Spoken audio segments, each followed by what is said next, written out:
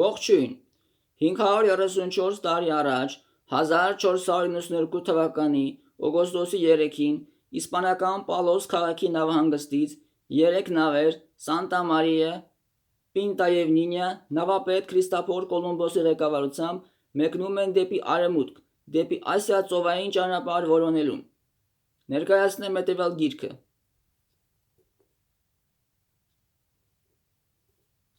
Գրքի հեղինակը Ֆելիպե Ֆերնանդես Արմեստո, Կոլումբ, Նիզվեդնի Զեմլի։ Գիրքը հրատարակել է Կոլիբրի հրատարակչությունը 2024 թվականին։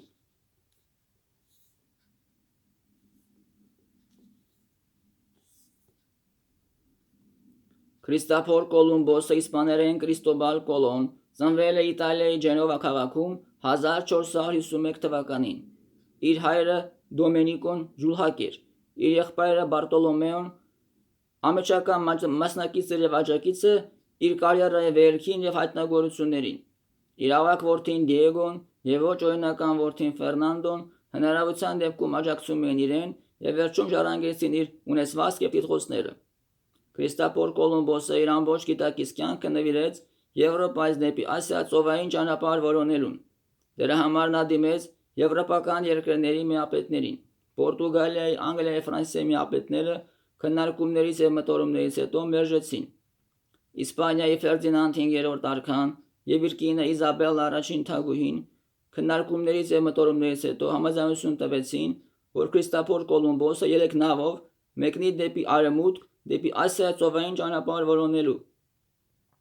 3 նավերը երկար եւ դժվար ու վտանգներով լի ճանապարհորդությունից հետո 1492 թվականի հոկտեմբերի 12-ին հասնում են այժմյան Կանարյան կղզիներ։ Այնտեղ նրանք հայտնաբերում են անծանոթ բնություն եւ անծանոթ մարդկանց, ում շփոթում են հնդիկների, չինացիների, ճապոնացիների, մողոլների հետ։ Շուտով նրանք հայտնաբերում են Հայիթի կղզին, Կուբա կղզին։ Քրիստոֆոր Կոլումբոսը հետագայում ունենում է եւս 3 ճանապարհորդություն, որոնց արդյունքում նա հայտնաբերում է Տրինիդադ կղզին, Ջամայկա կղզին, Հարավային Ամերիկայի հյուսային ծովային ափերը,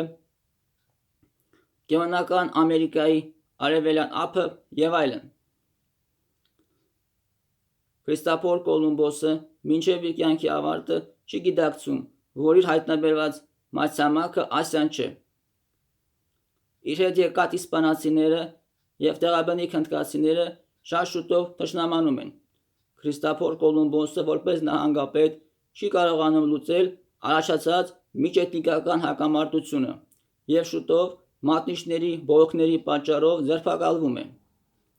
Քրիստոֆոր Կոլումբոսը մահանում է Իսպանիայի Վալladolid քաղաքում 1506 թվականի մայիսի 20-ին։